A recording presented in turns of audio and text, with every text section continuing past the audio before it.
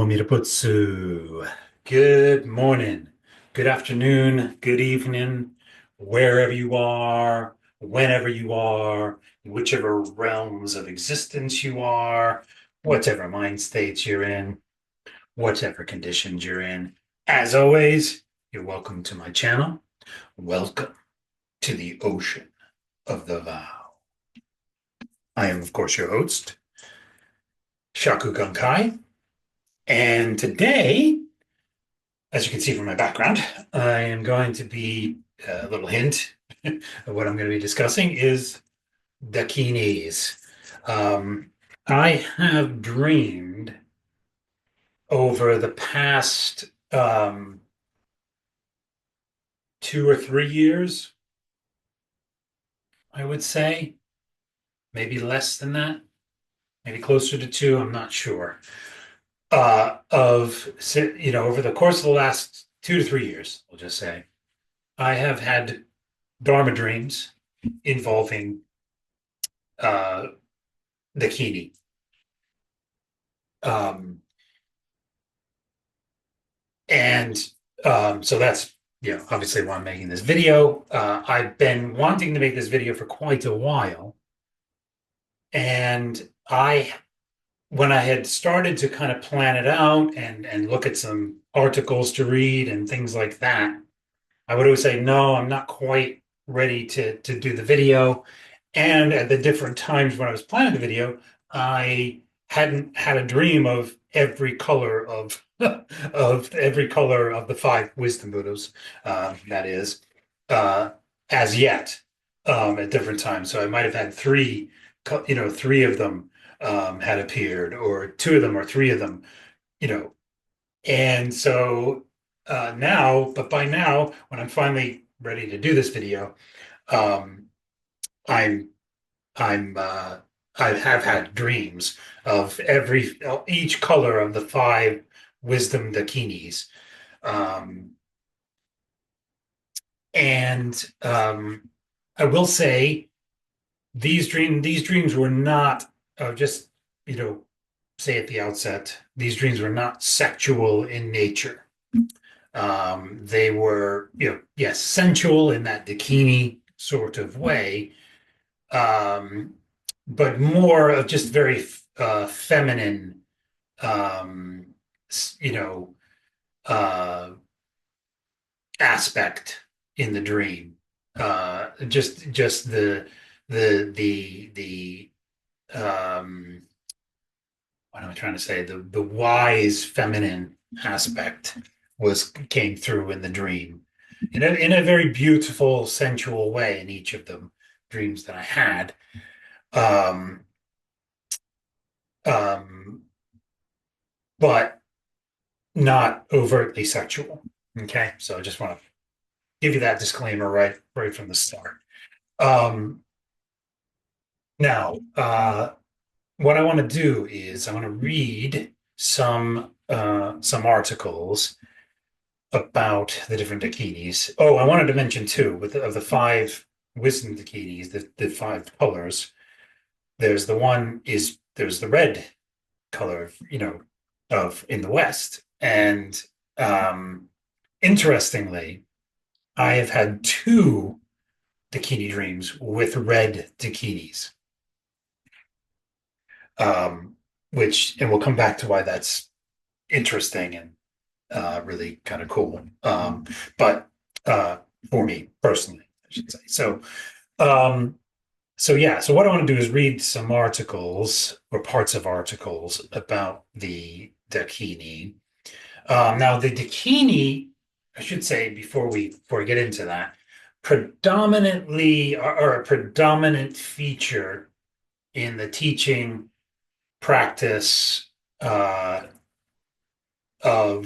Vajrayana Buddhism, Tibetan Buddhism, and Shingon in Japan Buddhism. Although Dakinis do feature in other, in lesser ways in other forms of Buddhism, but they seem to be a predominant feature of esoteric, more esoteric Buddhism like Shingon, Vajrayana, Tibetan Buddhism. Um, but obviously they do show up all over the Buddhist sutras, and so they're featured in more minor ways, in lesser ways, in other forms of Buddhism. So, but anyway, for me, they're obviously are important, and they always have been something that has been a an interest, a fascination, and I feel like a presence um, within my in my Dharma journey, in my Buddhist path. Have been the Dakinis. So now, obviously, I'm going to be approaching, as I do all my videos, from an interpretation from um, a other power kind of Buddhism, a Jodo Shinshu Shin Buddhist, other powered sort of Dharma lens, Dharma view, interpretation, if you like, of these things. I will be reading things that are from the perspective of other forms of Buddhism, but as I usually do for these videos. But keep in mind, I'm very much centered in the Shin Buddhist um, teaching schools paths. So other power. So right, with that, I will share my first article, and then we'll go from there. Great, there we go. Looks like it's sharing and all successful. So here we go. So this is an article, but it's featuring a video, which I recommend watching actually on any of the Buddha Weekly videos are really good. Obviously, they're going to be from a self-powered or mixed powered kind of perspective, but worth viewing. They have a lot on the Amitabha and the Amitabha family, the Padma family of Buddhist deities. So definitely recommend that. That's something I want to probably do a video on at some point in and of itself. So yeah, so that's the title of the article. Five Buddhist Dakinis, Dharma activities, including Chode with mantras sung by. That's actually the title of the video. So we're just going to go to the actual article here, and these things are discussed in the. I don't know if it's a actual the article here that I'm reading is a transcript from the video, but these similar information is disclosed in the video. I have watched the video, so right. So, what are the five wisdom dakinis or dakinis? Why are they central to Tibetan Buddhist practice? Why are they associated with activity practices, peaceful, increasing, magnetizing, subjugating, and supreme activities, such as Chode? In this presentation, we try to, I think Chode is actually a dance, a Buddhist ritual dance or the Buddhist dance practice, I believe, which that's another reason that I had a dream. One of the Dakinis that appeared was doing a dance in one of the dream that I had. I've already discussed and done a video about the sort of martial arts related dream I had. There was a Dakini there dancing, doing a Buddhist dance. I came to realize it was a Dakini kind of later, but anyway. So in this presentation, that's another reason why I want to include this article. So in this presentation, we try to answer these questions. We present the mantras of the five wisdom Dakinis, sung by the amazing Yoko Dharma at the end of this introduction. Okay, so this is kind of a transcript of that. Keep in mind, this is kind of a transcript of the video.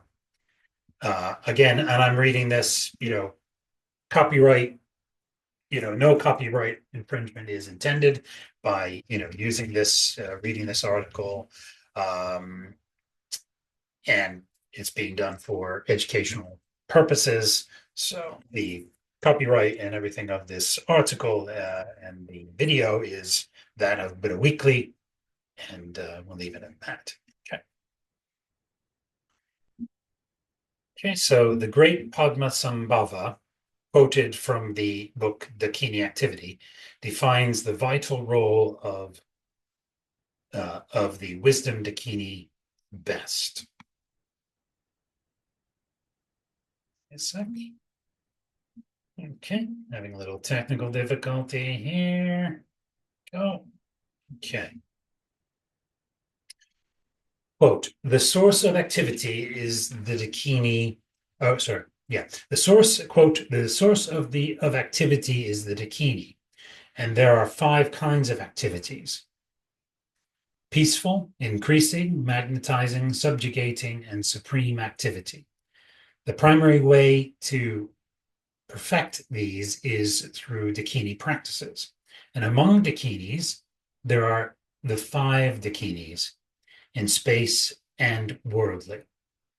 These vast collections of practices can be condensed into those of the 3 roots: Lama, Yidam, and Dakini.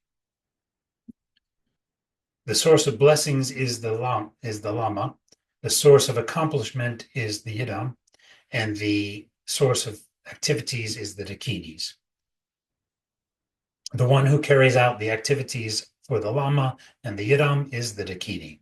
In other words, the virtue of blessings and accomplishment is the activity, which is Dakini, unquote.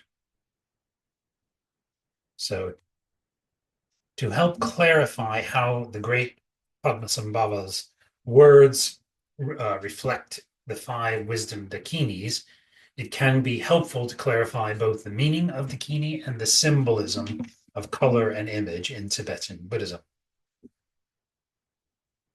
Summarizing the 5 great wisdom Dakinis. The 5 wisdom Dakinis are the wisdom counterparts of the 5 Dhyani Buddhas. Dakini symbolize the wisdom activities. Dakini symbolize the wisdom activities, and Dhyani Buddhas symbolize compassion and method. As the enlightened path includes both wisdom and compassion, these are inseparable, which is why the metaphor used is consort. Whether wisdom is the consort of compassion or the reverse is not important. They are co-equal partners. Very important. Generally, wisdom activities are carried out by the wisdom Dakinis. And this is where the 5 activities represented by the 5 Dakinis become important. Each of these is represented by a color. 4 activities and the supreme. In general, there are 4 activities plus the supreme activity. The 4 activities are peaceful, increasing, magnetizing, and subjugating. The 5th is the supreme, which is the ultimate combination of these. These are represented by the 5 colors: white for peaceful activities, yellow for increasing activities, red for magnetizing activities, blue for subjugating. The 5th is green, which is considered to be the combination of all 4, the supreme. This is why Green Tara and Vajra Dakini are considered to be the ultimate action heroes, since they combine all types of activities in one magnificent Dakini aspect.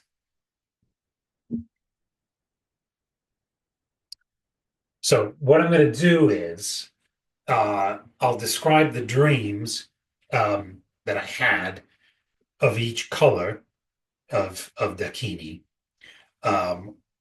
when I discuss them here. So right, so white activity, Buddha Dakini. As you might expect, white represents peaceful activities such as meditation. As a Dakini, this would be Buddha Dakini, the white Dakini of the center. You might also think of white Vajra Sattva, and any meditative, peaceful practice, including white Tara, Vairocana Buddha, and other white aspects of enlightenment. Since most Buddhist practices begin with peaceful meditation, the white Dakini is normally in the center of the mandala of Dakinis in the form of Buddha-Dakini, representing wisdom that overcomes ignorance.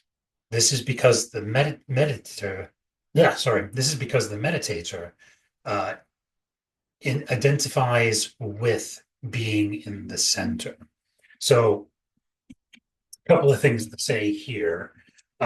First, this particular Dakini, wisdom Dakini, is associated as the consort of this. So the central, should probably see if I can scroll down here too quickly to the or back up to the picture here. Yeah, so is the one in the middle. So that's associated with Vairocana, Buddha. Yeah, Vairocana Buddha, or that that's the or the Buddha. You could call that the Buddha of beginningless past. Could call that the eternal Buddha, Adi Buddha. However you want to kind of put that. That is taught. So it's basically the Buddha of beginningless past that we talk about in Jodo Shinshu, which features, prominently in, well, not as prominently as Amida Buddha, obviously, but prominently as Amida Buddha is Dharmakara, and Amida Buddha and Shakyamuni Buddha are all kind of related to that Buddha, or are emanations of that Buddha, or in some in some true way. So keep that in mind, that this one is this consort, this Dakini is the one that's associated with that central place. So that's the one thing. And so just wanted to point out the Jodo Shinshu aspect of that is where we we don't focus on the Buddha of beginningless past, but that the teaching about the Buddha of beginningless past, having originally been,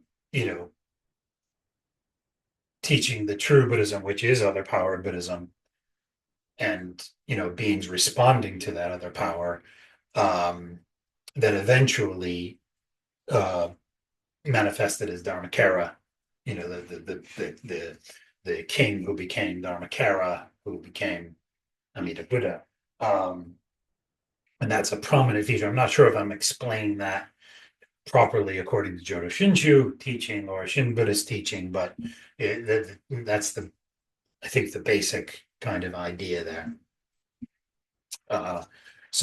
And always keep in mind with my videos that I don't speak for any specific Jodo Shinshu sect or school, or Shin Buddhist sect or school. I am not a teacher, and I'm just giving my own experience, discussing my own experience, my own understanding of these things. So on my path. Okay. So that was one thing I wanted to say about this. The other thing that I wanted to say was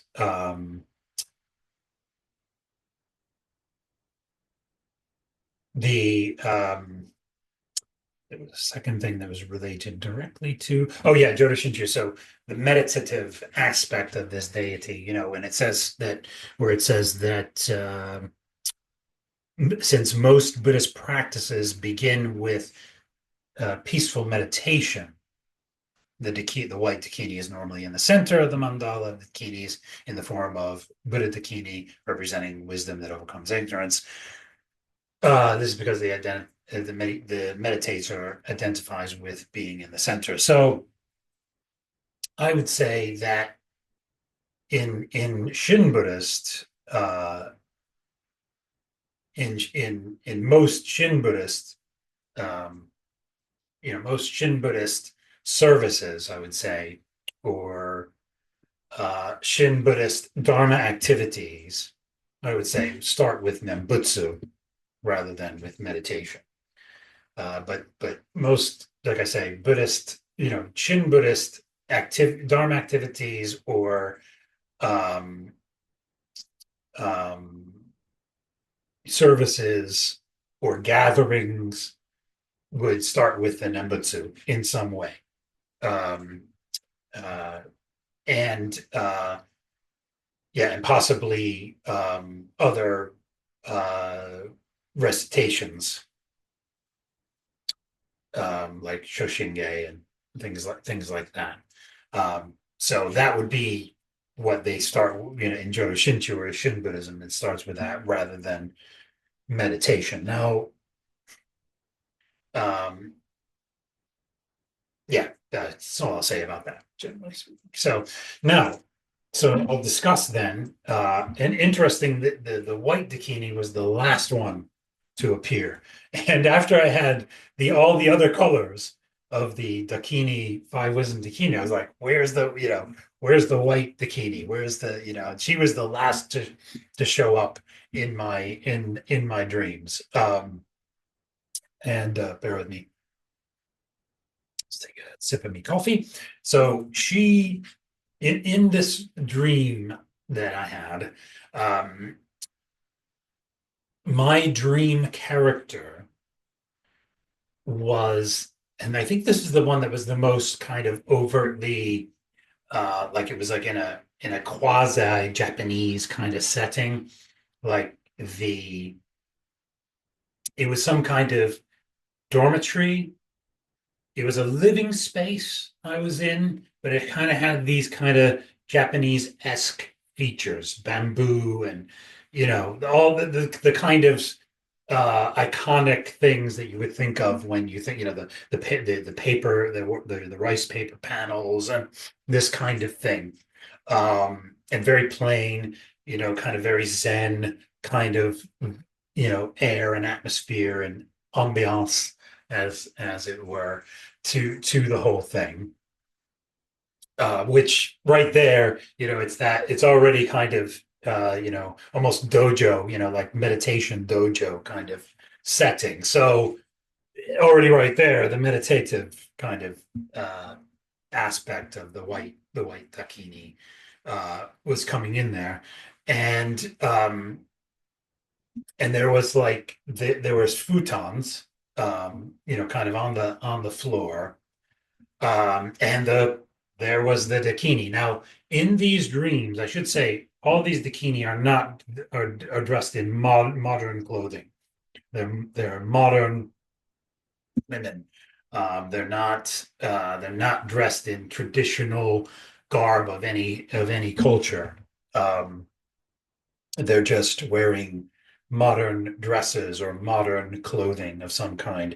And this one, the white clothing she was wearing was kind of um, sort of loose fitting, flowing kind of with very lovely uh, sort of lace aspect to it, kind of thing, just details and things, but very light flowing, and kind of translucent, but again, not in an overtly sexual way. It was very, sensual in appearance, but it wasn't overtly sexual. And she was on the futon that was in this room where my dream character was present. And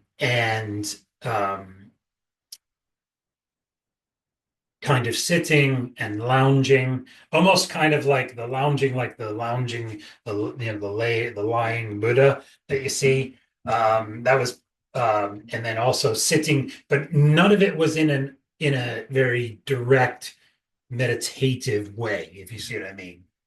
Um, but it was a very meditative atmosphere. The whole feel of this dream for my dream character was that um, had that kind of feel to it.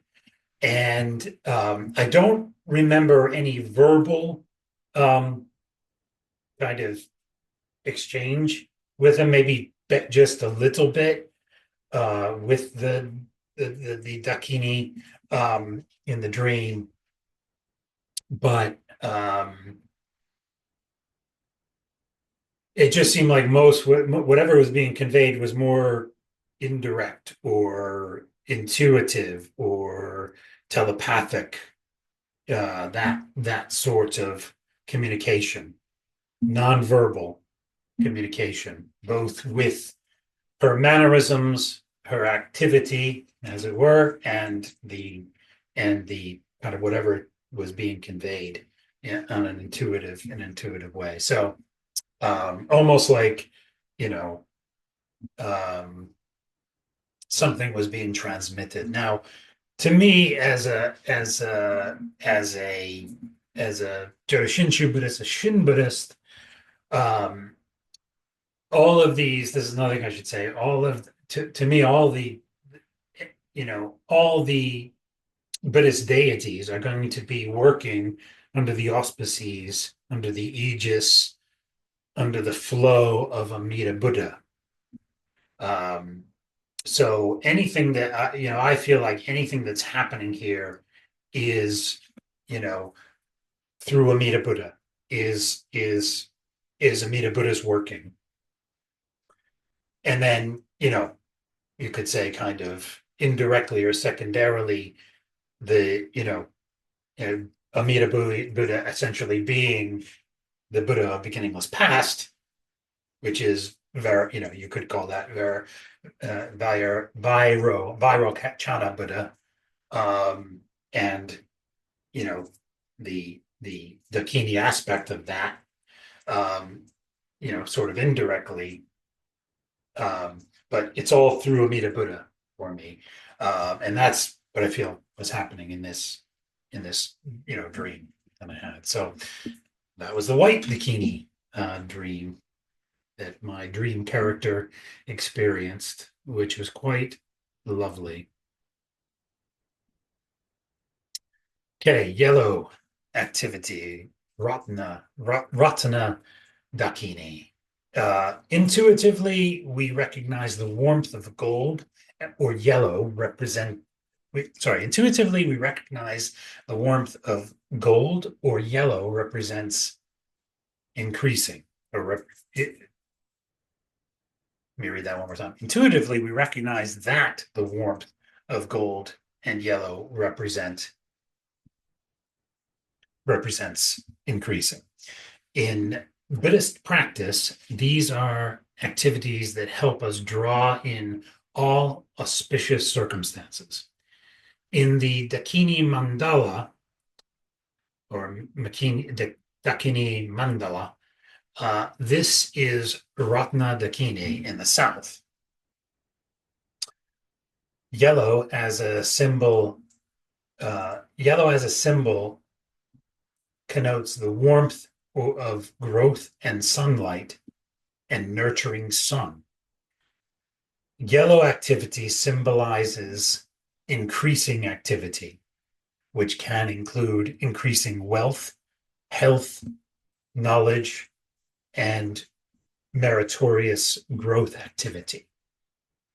Now, let me just check something. I want to check something else here. There's a further bit of this. I just want to check before I go into the dream about the yellow Dakini. Bear with me a sec. It's going to.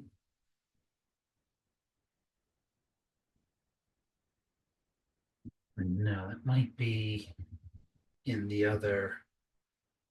Yeah, it's in the other article. So let me check. Bear with me a moment. I may or may not edit this out. There is another. Here we go. I just want to get the chart that there's a kind of not a chart, but a listing of different bullet points with things about them.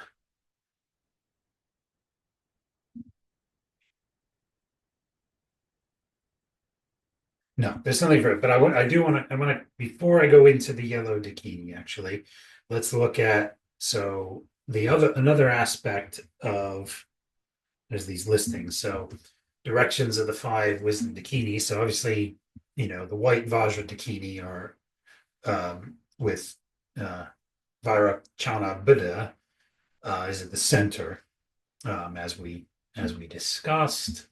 Sorry, I meant to go through each of these. And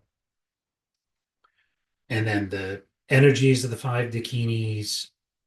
This one, the white Dakini is uh, body, is the energy of the body, which actually that was very kind of prevalent too. The Dakini that was in this video was very, very, I would say slender, but very healthy. It was, kind of good muscle definition, very kind of fit, healthy, kind of. So that was definitely in that kind of coming through in that dream. And this was it was a kind of almost had a, when I was discussing earlier what the place looked like, the dormitory, the place that, well, maybe dojo might have been almost a spa, like a spa, now that I think, like a Japanese spa type of place. And this was just your own private room kind of thing, where we were. But so yeah, that came through in that dream. And then the skandhas of the five Dakini, the white Vajra Dakini is form. Trying to think how that particularly came through in some aspect other than what I've kind of already described. Um, it was a very, for all the indirect communication intuitively that went on, nonverbal communication, intuitive, telepathic, indirect. It was a very distinct. This was probably of all the Dakini dreams I've had, this was the most distinctive in terms of the room, the space we were in, the what it felt like, what it probably where we were, and the very definite form of the Dakini themselves. It was the most, you'll see when I describe the other ones, this was the most contained, very, all aspects of the dream were very contained, definite, in a definite place, kind of thing, and time and context. So that's good. Yeah. So the form came in there as well. The five, I might have to do this as a one on each one. I thought I could get through these in a reasonable amount of time, but this is much bigger. So, and then the wisdom of the five Dakinis, Dharma Dhatu. So white Vajra Dakini is Dharma Dhatu is so that's kind of, I think the interpretation of that is the Dharma Dhatu is the Dharma realm or Dharma. Let's have a look. Dharma Dhatu. Let me quickly look that up. There we go. Yeah. Okay. Dharma Dhatu is so realm of ultimate reality. Dharma Dhatu is the dimension, realm, or sphere of the Dharma or absolute reality, quote unquote. I hate that term, absolute reality, but I don't think that's really how it's interpreted. But it's the true reality. It's the Dharmakaya. Uh, anyway, the entire Dharma Dhatu was filled with an infinite number of Buddha lands and with ineffable number of Buddhas. Realm is beyond, of everything, is beyond and of everything. I guess that's supposed to be, and is visible only to Buddhas and all other bodhisattvas. So yeah, so it's the Buddha realm, the Buddha, or sorry, not the Dharma realm. And so I would say that definitely came through because it was very much a practice orientated place. It was place of the Dharma. Even if it was a spa, it was definitely a place of the Dharma. It wasn't just a, you know, everyday place. It wasn't just a everyday, go about your business kind of place. Although in Jodo Shinshu, we don't separate like that. Your Dharma life from your everyday. They are one, though they are one. But in the instance of this dream, the purposes of discussing this dream, it definitely was, you know, related to, it was very Dharma obvious, kind of thing. So yeah, it's pretty cool. Let's see what we got here. So Buddha of compassion aspect, just see if there's, no, that's just, okay, so that's going into the counterpart. So cool. So we'll come back. Now we'll come back to the yellow. So that's the white Dakini, yellow Dakinis here, although it's south. So I'm not sure why unless that's supposed to be south. And that's what, yeah, obviously with the west. It's interesting they put, I mean, the red, the Padma family, the Amitabha family of wisdom, in the five wisdom Buddhas and in the Dakini, they put that, at the top, which is because it's very important. I've mentioned this in other videos. Very important in Vajrayana, the Padma, the red family, the red Amitabha family of deities, of the five, wisdom Buddhas and things. But anyway, so yeah, so let's go back and go to the description of the yellow Dakini summary. Yeah. So again, yellow activity, Ratna Dakini. So I've read through this. I won't read that again. But it's so well, I will. I will read it again. So yellow activity, Ratna Dakini. Intuitively, we recognize the warmth of gold or yellow represents increasing. In Buddhist practice, these are activities that help us draw in all auspicious circumstances. In the Dakini Mandala, this is Ratna Dakini in the south. The yellow as a symbol connotates the warmth of growth and sunlight and the nurturing sun. Yellow activity symbolizes any increasing activity, which can include increasing wealth, health, knowledge, and any meritorious growth activity.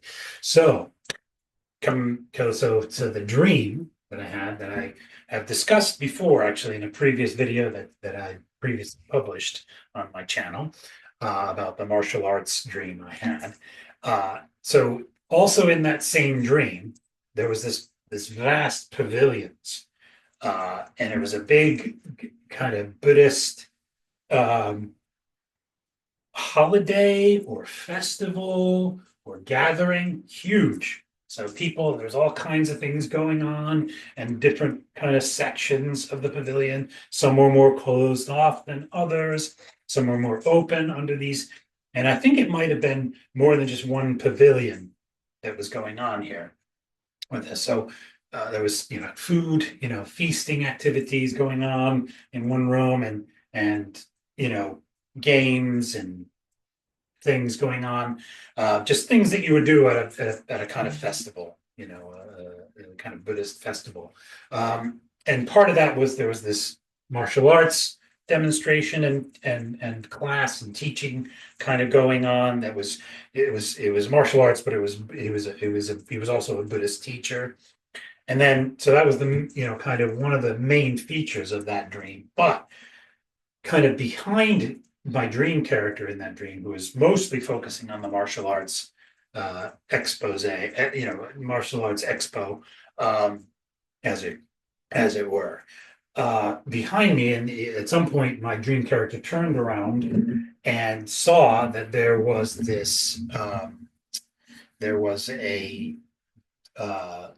sort of Buddhist dance ritual going on, or dance practice going on, mostly featuring, and at one point solely featuring, a woman in yellow, predominantly yellow colors. And there was, in compared to where I was where my dream character was in this pavilion with the martial arts uh, demonstration and teaching in Buddhist teaching going on through the martial arts, kind of demonstration slash instruction. That was more covered like an actual solid roof going on in that section. Whereas at the end where the dance was going on, the dancing and mainly featuring this Dakini, um, it was more open and it was just very bright. The sun was shining on that part of things in this whole event from where I was, and so that obviously comes in here. The sunlight, the golden, um, the warmth and gold, of the sun represents increasing. Um, yeah, yellow, the yellow as a symbol connotates the warmth and growth, uh, and sunlight and the nurturing sun. So that's obviously was the yellow Dakini. Now, this Dakini, I said earlier, most of them were not dressed. There are none of them were dressed in traditional garb. This is the exception. I'd forgotten. This is the exception. This Dakini was dressed in very traditional, dancing, Buddhist dancing garb. So with all the, flowing things and jewelry and elaborate, costume kind of stuff going on. So that was definitely the yellow Dakini. Um, so right. So let's go back to this page. So yellow Dakini right here, but that's the south, remembering that's the south. Energies of the five Dakini. So uh the yellow Dakini is that of the senses. So so obviously you've got the sunlight, you've got the music, you've got uh the smells of this whole event going on, the food, the general fresh air because it's all out open pavilions. You've got the you know full of the movements, enjoying the movements of the dance. So yeah, I can see where senses were definitely involved in that. In that the energy of the senses were involved in that dream of the yellow Dakini. Skandhas of the five wisdom Dakinis. So yellow Ratna Dakini is feelings. So yeah, that was definitely there because it was very joyful to see this event when after focusing on this very focused you know martial arts Buddhist teaching thing going on, and then you turn around as you pan around, you see the food festivities going on, the games, and then boom, my dream character sees this joyful dancing going on, the joyful dancing, beautiful dancing, and very sensual movements. Obviously, again, Dakini, very Dakini, sensual, movements going on, but very joyful. All that emotion of all those things culminating. That was the end of the dream. It culminated in the yellow Dakini dance. So you've got, and from the very serious focused emotions to the obviously food and all that goes on with that, and the senses around the food and the smells and eating, and then the games and fun and joy, and so happiness, and then boom, the dance. So yeah, feelings definitely were the energy, this feelings were definitely involved in that thing. So wisdom of the five Dakinis. So the yellow Ratna Dakini is equality wisdom, or equanimity wisdom. Um, wow. Uh,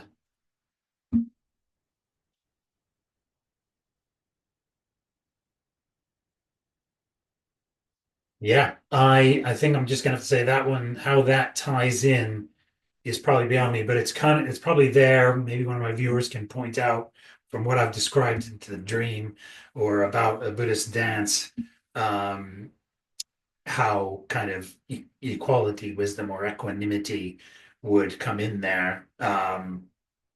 I suppose it was in the very balanced movements of the dance, very, very balanced, and probably uh,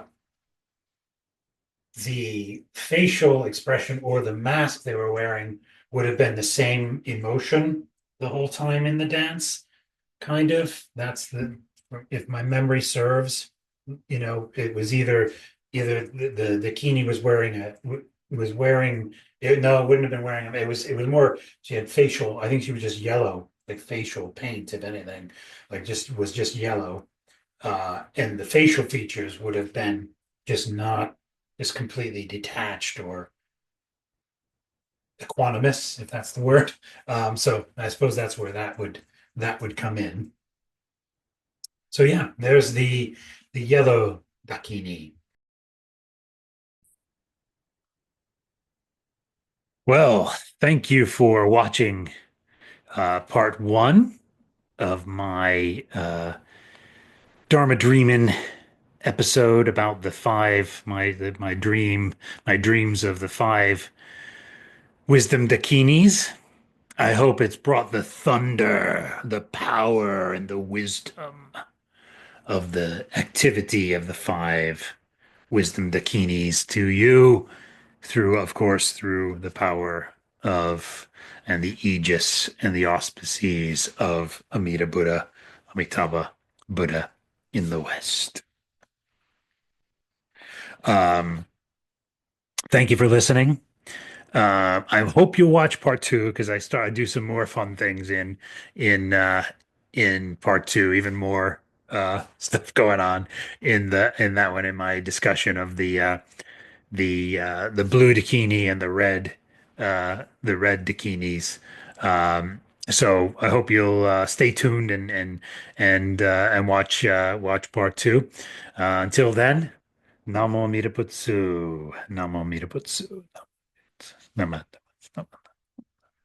All right. Take care.